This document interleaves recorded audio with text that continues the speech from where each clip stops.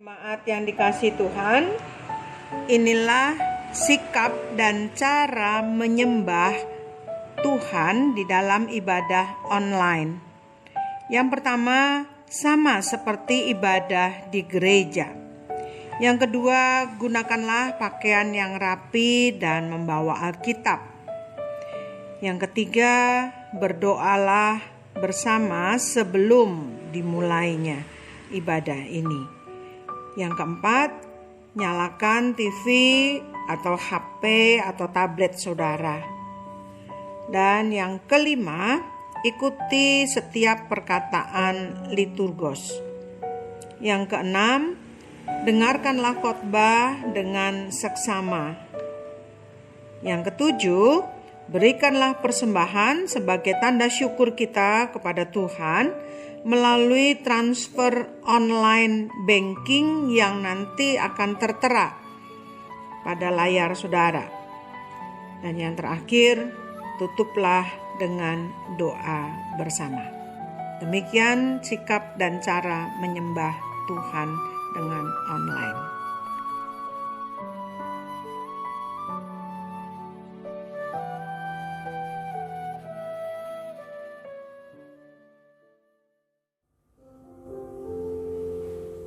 Shalom, selamat pagi Bapak Ibu Saudara sekalian. Kita akan memulai ibadah kita pada pagi hari ini. Namun sebelumnya saya memberikan waktu untuk Bapak Ibu Saudara mengambil saat itu sejenak.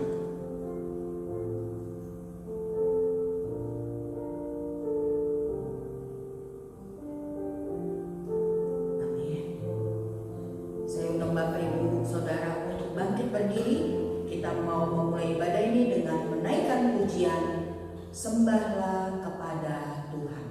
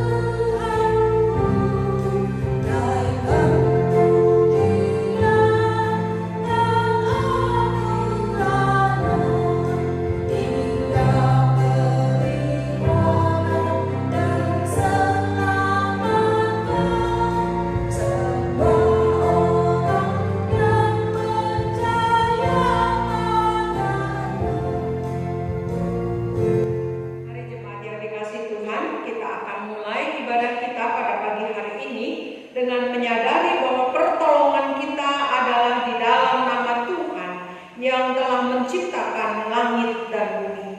Kasih karunia dan rahmat dan damai sejahtera dari Allah Bapa kita dan Kristus Yesus Tuhan kita menyertai kita sekalian. Mulia bagi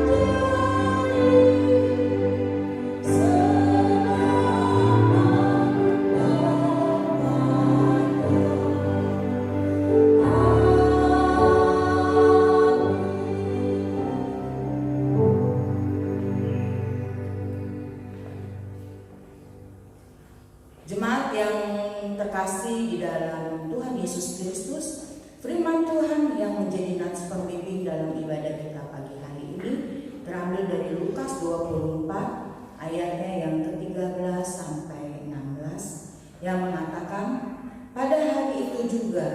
dua orang dari murid-murid Yesus pergi ke sebuah kampung bernama Emmaus yang terletak kira-kira 7 mil jauhnya dari Yerusalem. Dan mereka bercakap-cakap tentang segala sesuatu yang telah terjadi. Ketika mereka sedang bercakap-cakap dan bertukar pikiran, datanglah Yesus sendiri mendekati mereka, lalu berjalan bersama-sama dengan mereka. Tetapi ada sesuatu yang menghalangi mata mereka, sehingga mereka tidak dapat mengenal Dia. Kita mau respon nas pembimbing ini dengan menaikkan pujian, kami puji dengan riang.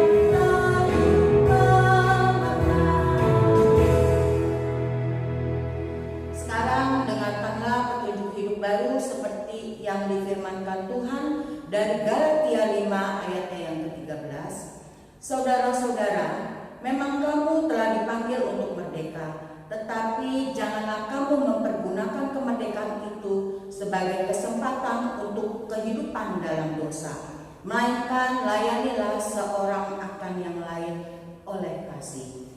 Kini tiba saatnya kita akan mendengarkan firman Tuhan yang dibawakan oleh Ibu Anayanti. Namun sebelumnya kita mau mempersiapkan hati kita dengan satu pujian, isilah Tuhan hatiku ini.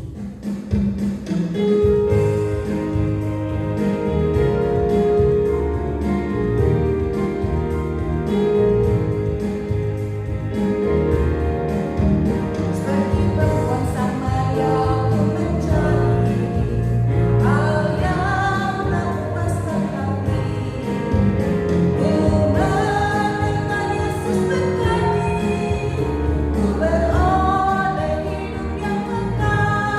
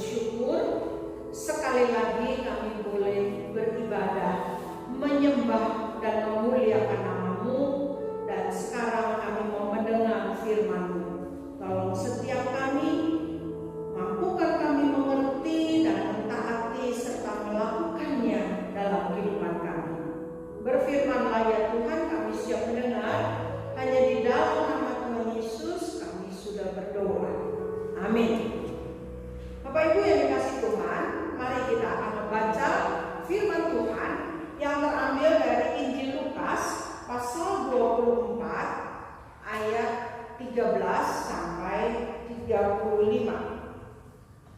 Injil Lukas pasal 24 ayat 13 sampai 35, demikian bunyi firman Tuhan. Pada hari itu juga ada 2 orang dari murid-murid Yesus pergi ke sebuah kampung bernama Emmaus yang terletak kira-kira 7 mil jauhnya dari Yerusalem. Dan mereka bercakap-cakap tentang segala sesuatu yang telah terjadi. Ketika mereka sedang bercakap-cakap dan bertukar pikiran, datanglah Yesus sendiri mendekati mereka, lalu berjalan bersama-sama dengan mereka.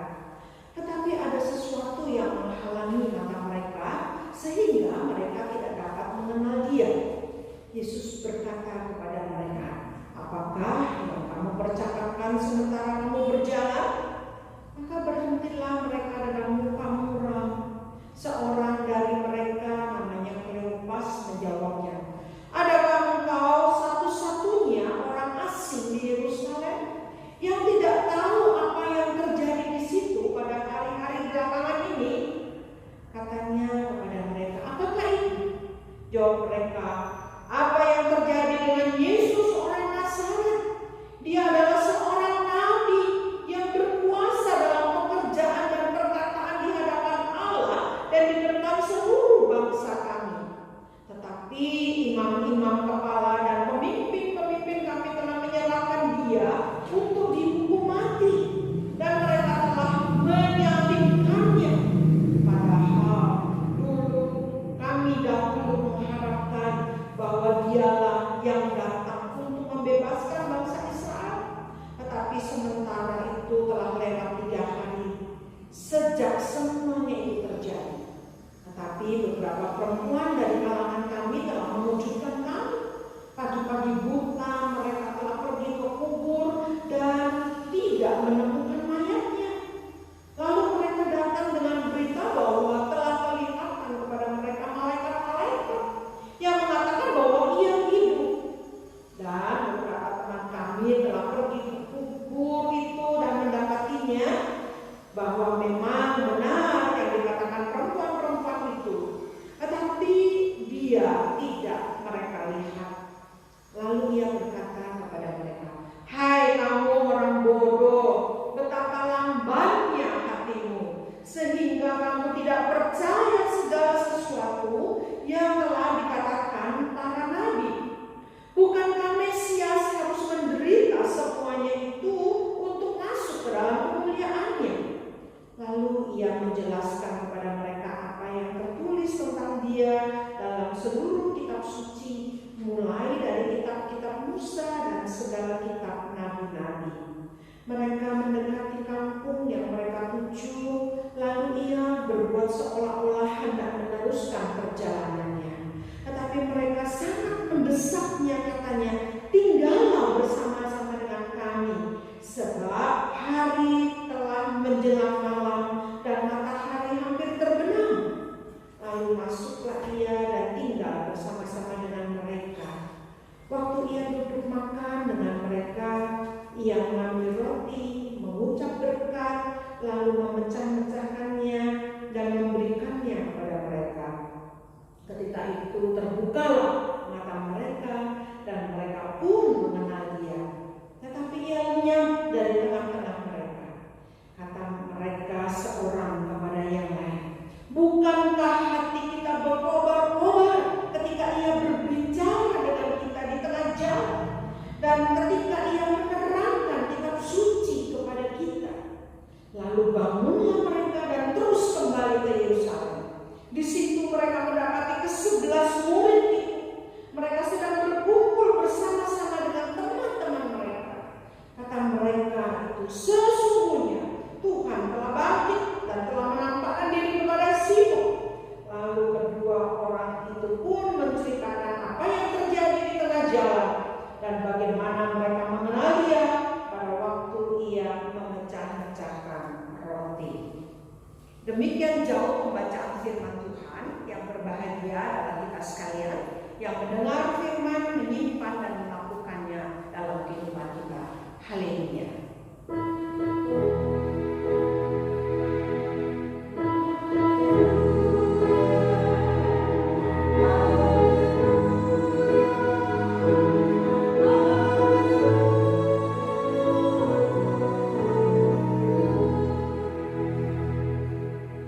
Shalom Bapak Ibu yang dikasih Tuhan. Walaupun masih secara online, tetapi tidak membatasi kita untuk tetap bisa mendengarkan firman Tuhan. Nah, Bapak Ibu, tema yang akan kita pikirkan bersama-sama pada minggu ini adalah perjumpaan yang mengubahkan hidup. Bapak Ibu pernah melihat layar ini muncul di handphone Bapak Ibu dan saudara sekalian? Ini satu aplikasi atau satu tampilan untuk meminta pembaruan di dalam handphone kita, ya, pembaruan aplikasi tertentu. Setiap kali muncul dan meminta kita untuk melakukan update, melakukan pembaruan. Supaya apa? Supaya aplikasi yang kita gunakan lebih baru dan lebih canggih tentunya, misalnya seperti map gitu ya, seperti kalau kita mencari map di sana sekarang sudah mulai muncul ganjil genap pun sudah ada di sana. Semakin diperbarui, semakin diperbarui. Demikian juga dengan kehidupan kita, Bapak Ibu. Kehidupan kita juga semakin hari semakin mengenal Kristus, semakin diperbaharui, semakin berubah. Tentunya berubah menjadi yang lebih baik dan lebih memuliakan Tuhan. Nah, tema yang kita pikirkan tentang perjumpaan yang mengubahkan dimulai dari pembacaan yang tadi kita sudah baca. Nah, Bapak Ibu yang dikasih Tuhan, dikatakan di sana ayat yang ke-13, pada hari itu juga ada 2 orang murid Tuhan Yesus yang pulang kampung, kembali ke kampungnya yaitu di kota Emmaus. Yang menarik pada ayat 13 dimulai dengan pada hari itu juga. Kenapa pada hari itu juga? Maksudnya pada hari Minggu Yesus bangkit. Pada waktu Yesus bangkit itulah mereka malah pulang kampung. Nah, Bapak Ibu yang dikasih Tuhan, mereka tinggalkan Yerusalem yang kira-kira berjarak 7 mil atau 11 kilometer, kira-kira seperti itu.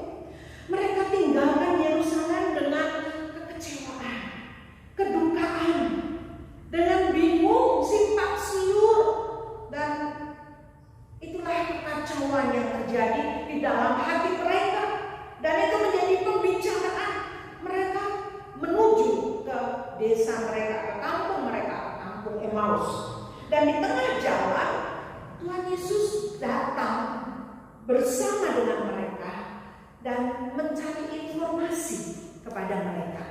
Nah, Bapak Ibu, Yesus bertanya, apa yang sedang kalian bicarakan? Maka jawab Kleopas, salah satu dari murid itu, katakan, adakah engkau satu-satunya orang yang asing di Yerusalem? Sampai Yerusalem heboh seperti ini, kok kamu nggak tahu sih? Gitu ya. Nah, Bapak Ibu yang dikasih Tuhan, akhirnya mereka memberikan informasi bahwa Yesus yang dianggap sebagai nabi yang begitu hebat dalam perkataan dan perbuatannya, tetapi mati mengenaskan, disalibkan dan tidak berbuat apa-apa. Bapak Ibu yang dikasih Tuhan, begitu panjang lebar sambil berjalan mereka menceritakan siapa Yesus. Dan akhirnya Tuhan Yesus memberikan kesimpulan dari pembicaraan mereka pada ayat 25. Hai kamu orang yang bodoh dan lamban hatimu. Itulah kesimpulannya dari Tuhan Yesus. Kalian ini bodoh dan lamban. Lalu Tuhan Yesus panjang jalan itu menjelaskan. Apa yang dijelaskan? Yaitu kitab Musa, kitab para nabi mulai dijelaskan. Dari Musa, dari kitab Kejadian pasal 3:15, di sana janji Allah yang pertama bahwa suatu kali nanti keturunan perempuan akan menghancurkan kepala ular. Tapi ular akan menghancurkan tumitnya. Terus di dalam kisah perjalanan Musa, bagaimana membebaskan bangsa Israel sebelum keluar dari negeri Mesir, mereka harus mengorbankan doa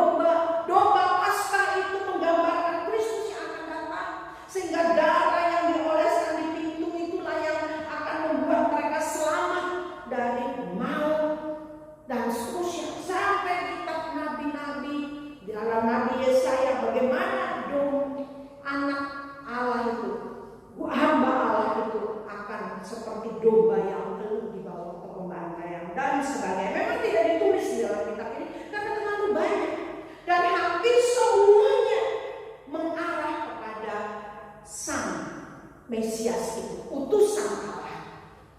Intinya Mesias harus menderita baru menerima kemuliaan, dan itu berbeda, berlawanan dengan pemahaman mereka, pemahaman murid-murid, pemahaman orang-orang Yahudi pada waktu itu bahwa kalau dia Mesias, dia hamba Allah, dia tidak akan mengalami penderitaan dan mampu membebaskan mereka dari pemerintahan Romawi yang menjajah.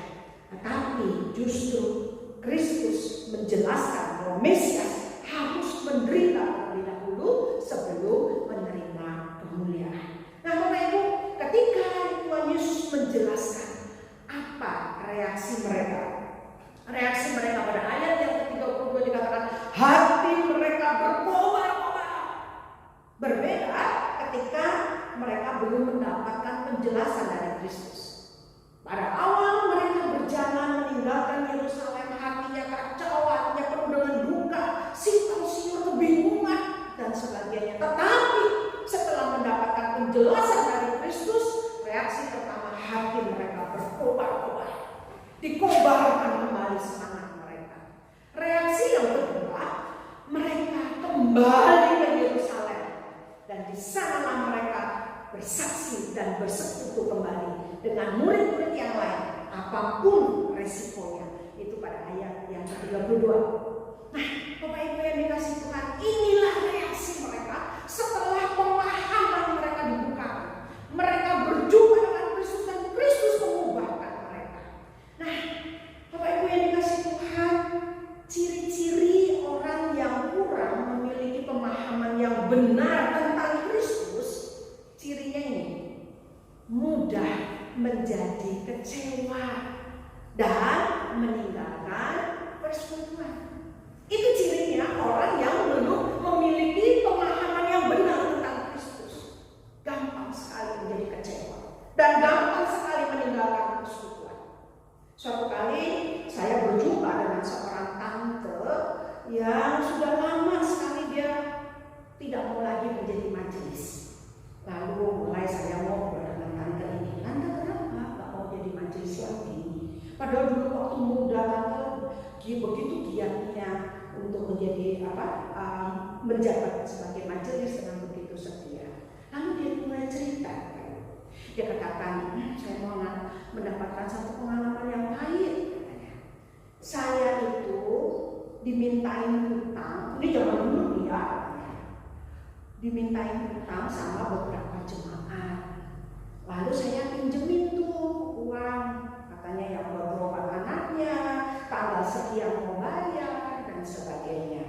Nah, ketika saya butuh uang dan ternyata utangnya belum dibayar-bayar, jatuh temponya sudah sampai, saya nggak ngambil bunga loh," dia bilang gitu ya. "Waktu saya butuh uang untuk saya sendiri berobat, saya minta kepada orang itu, minta pada si A, si B, aduh tolong dicicil hutangnya dibayar karena saya sendiri juga butuh untuk saya berobat." Mereka malah marah-marah. Mereka katakan, "Majelis kok begitu ya? Orang Kristen kok nggak ada kasih ya?" Dan sebagainya. Dan akhirnya mereka meninggalkan gereja. Celakanya, jemaat yang lain tahunya saya ini yang menyebabkan beberapa orang meninggalkan gereja. Jadi majelis kok nggak jadi berkat ya? Malah banyak jemaat yang keluar. Aduh, sangat menyakitkan. Nah, Bapak Ibu yang dikasih Tuhan, ini pengalaman yang buat saya juga sangat menggetarkan begitu ya. Nah, banyak orang yang menjadi kecewa, menjadi tidak puas dan akhirnya meninggalkan persekutuan dengan begitu saja. Karena mereka tidak memiliki pemahaman yang benar kepada Kristus. Kecewa mungkin usahanya kok macet, kecewa tidak banyak yang dia dapatkan ketika dia sudah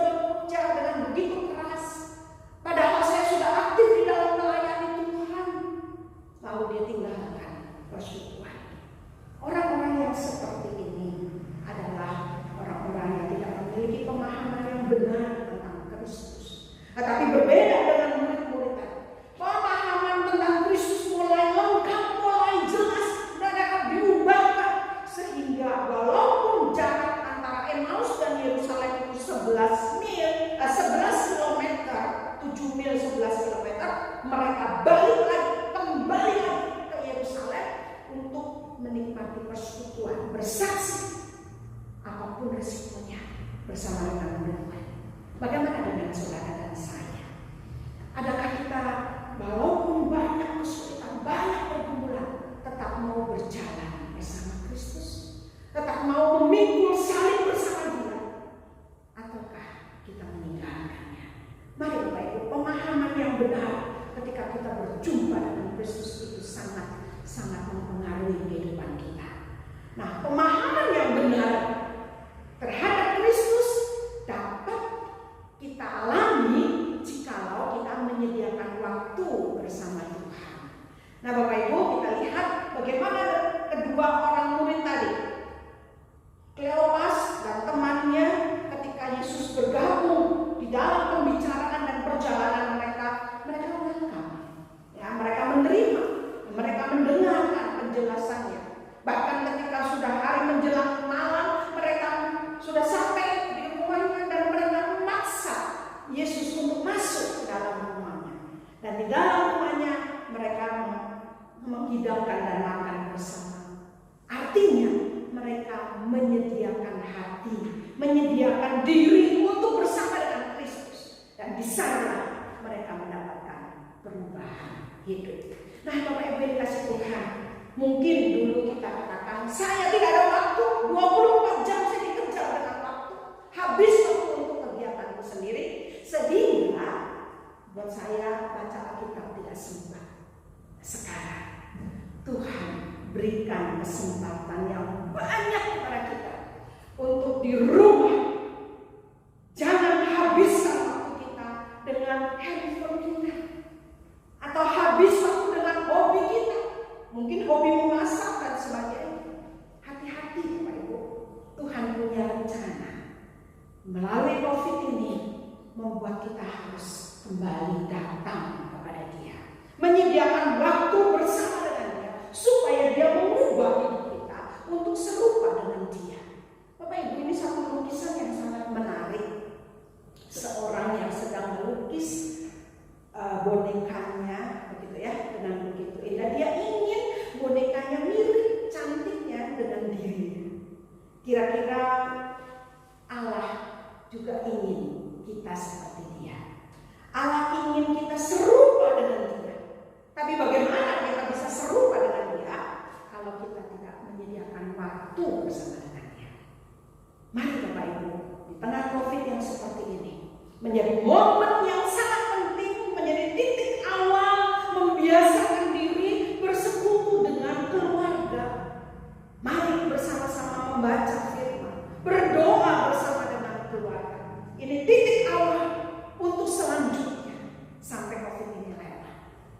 Bapak Ibu yang dikasihi Tuhan, biarlah perjumpaan kita dengan Kristus, pengenalan kita kepada Kristus, memberikan pemahaman yang benar tentang Dia, sehingga semakin hari kita hidup memuliakan Tuhan. Dan ini terjadi jika kita menyediakan waktu, menyediakan diri bagi Kristus.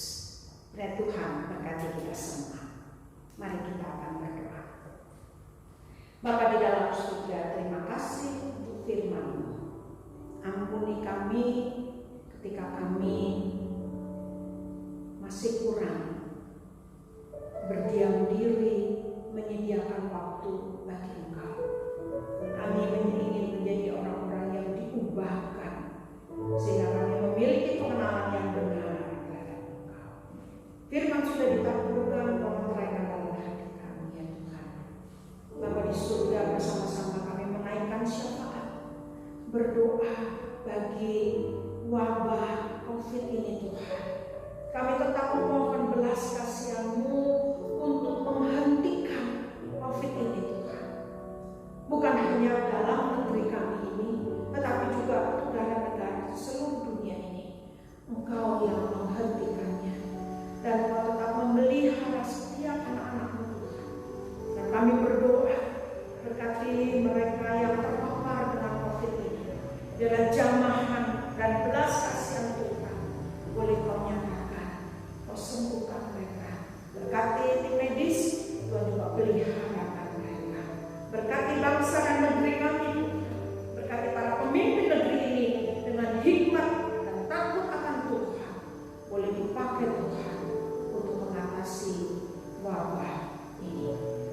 juga berdoa ya Tuhan, berkati jemaat Tuhan, baik di KJH maupun di pos, berikan pada mereka hati yang terus bertaut kepada Tuhan, sehingga mereka boleh bertumbuh dalam iman dan pengenalan mereka kepada Tuhan.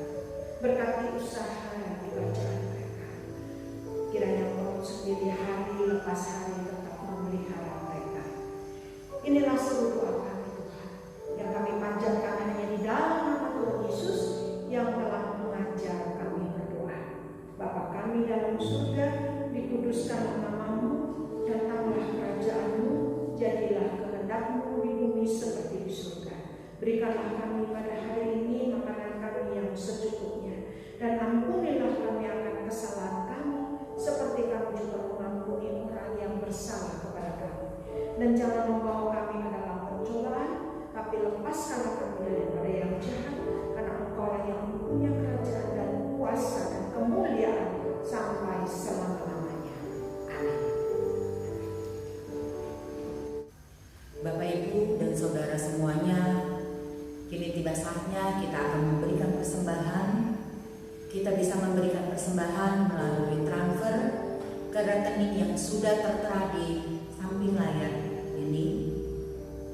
Rekening GKJH Pusat dan rekening GKJH Pos Cengklong.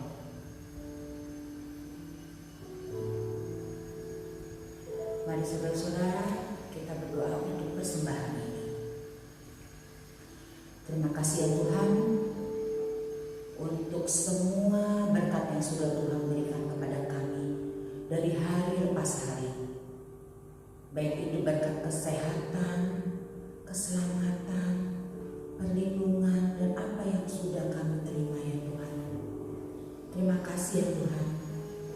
Dan sebagai ungkapan syukur kami kepadamu, pada hari ini kami memberikan persembahan kami melalui rekening yang sudah tertera, yang sudah ditentukan oleh GKJH Pusat dan GKJH Pos Cengklong. Kiranya persembahan ini boleh dipakai untuk pekerjaan Tuhan di gereja ini ya Tuhan.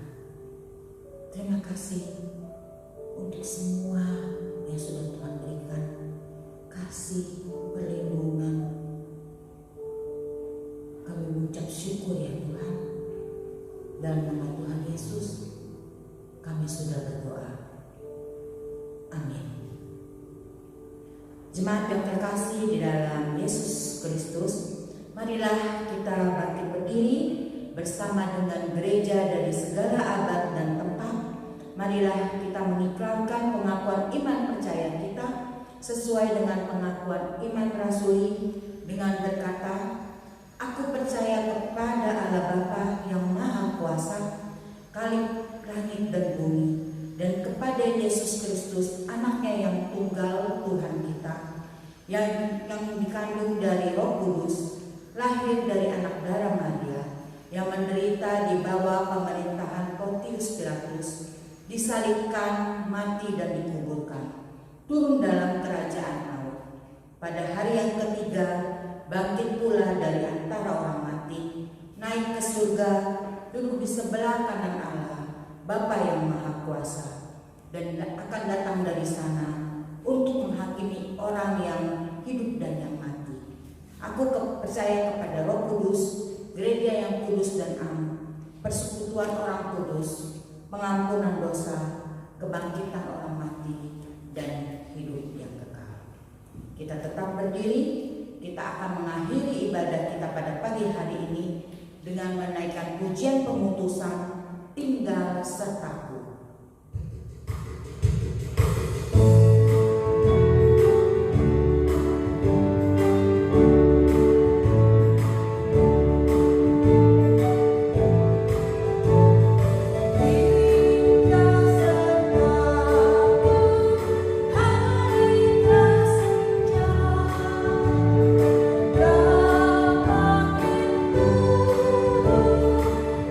Tuhan